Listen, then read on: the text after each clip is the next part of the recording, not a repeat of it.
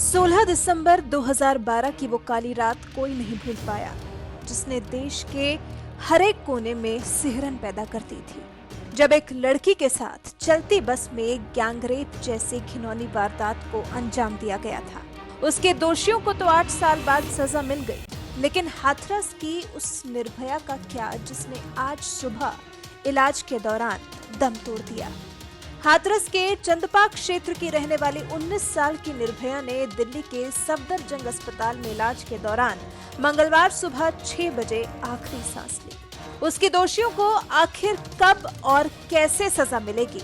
उन हैवानों का क्या इलाज किया जाएगा जिन्होंने हाथरस की निर्भया के साथ न सिर्फ सामूहिक दुष्कर्म किया, बल्कि उसकी रीढ़ की हड्डी तोड़ दी और उसकी जीभ काट दी, फिर मरा समझकर वहां उसे छोड़कर भाग निकले। लेकिन वो तब तो बच गई थी, लेकिन आज जिंदगी के लिए जंग लड़ते लड़ते वो हार गई। हाथरस के पुलिस अधीक्षक विक्रांत वीर ने पीड़िता की मौत की पुष्टि की है। पीड़िता की हालत नाजुक देखते हुए उसे वेंटिलेटर पर रखा गया था। 14 सितंबर की रात को उसके साथ वारदात को अंजाम दिया गया था, जिसके बाद वो 1 हफ्ते तक बेहोश रही थी। सोमवार को हालत और गंभीर होने पर उसे अलीगढ़ के जैन मेडिकल कॉलेज से दिल्ली के सफदरजंग अस्पताल में रेफर किया गया था, लेकिन जिंदगी ने उससे मुंह मोड़ लिया। हैवानों ने कोशिश तो उसे मारने की थी, लेकिन वो बच निकली, क्योंकि उसके साथ इस हैवानियत को अंजाम देने वालों को फांसी के तख्ते तक उसे पहुंचाना था। पीड़िता ने मजिस्ट्रेट को इशारे से अपने दर्द की पूरी कहानी बता डाली। अपने बयान में पीड़िता ने बताया कि 4 युवकों ने उसके साथ खेत में सामूहिक दुष्कर्म किया।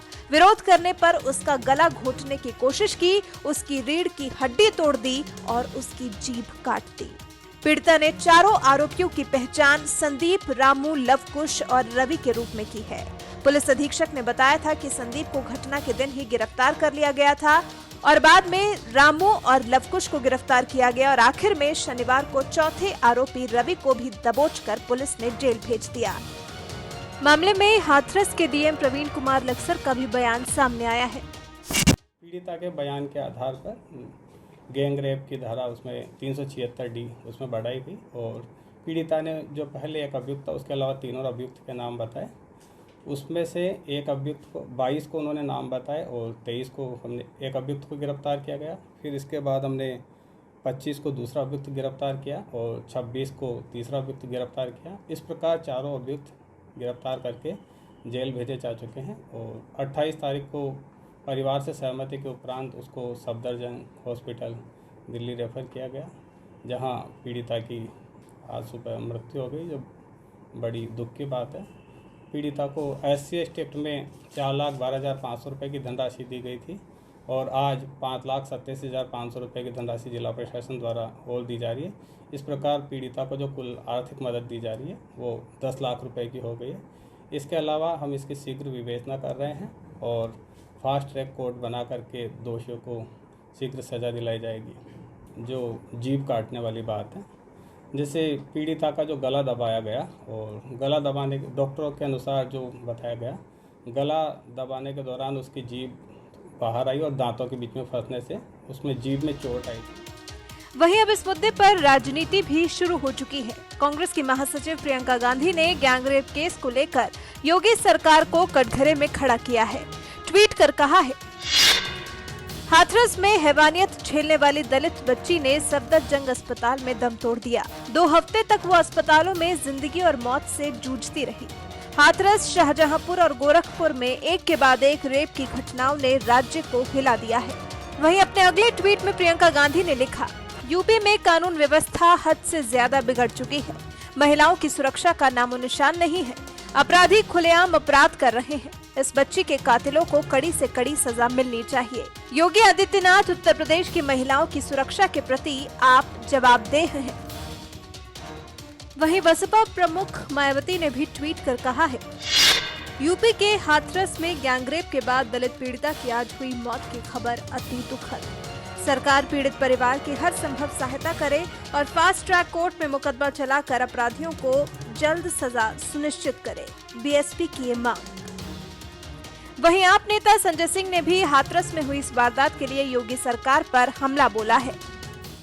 योगी सरकार की क्रूर व्यवस्था, जो एक बेटी के साथ बलात्कार होने के बाद भी बलात्कारियों के पक्ष में खड़ी हुई नजर आती है।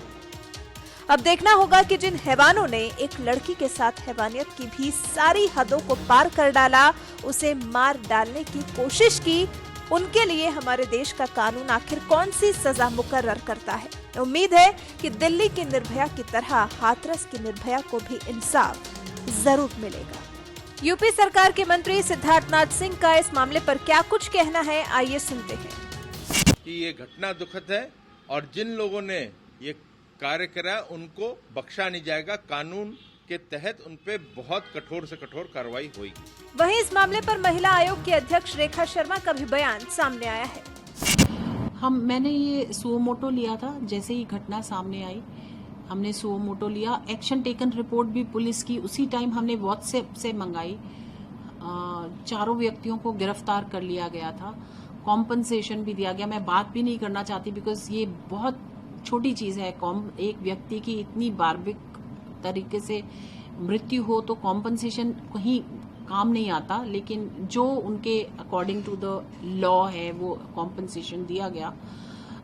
अभी वो लड़की यहाँ पे शिफ्ट की गई। हमने बोला था एनसीडब्ल्यू ने कि इमीडिएटली दिल्ली शिफ्ट किया जाए।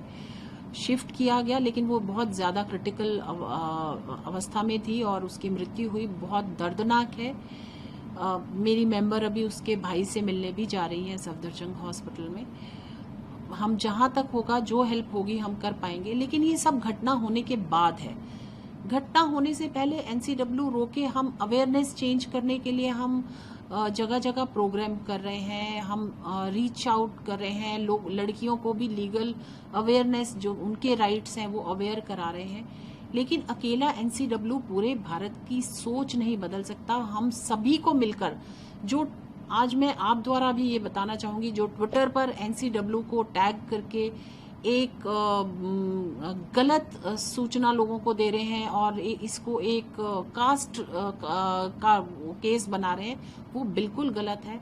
आप ऐसी घटनाओं से पहले क्यों नहीं आप भी ये साथ देते कि समाज की सोच बदलने के लिए आप भी कुछ ऐसे कार्यक्रम करें। ट्विटर पर सिर्फ करने के लिए एक मुट्ठी भर लोग हैं ट्विटर पर जो पढ़ते हैं, जो नहीं पढ़ते हैं उनकी सोच कैसे बदलिएगा। तो आपको रूट कॉज तक पहुंचना पड़ेगा।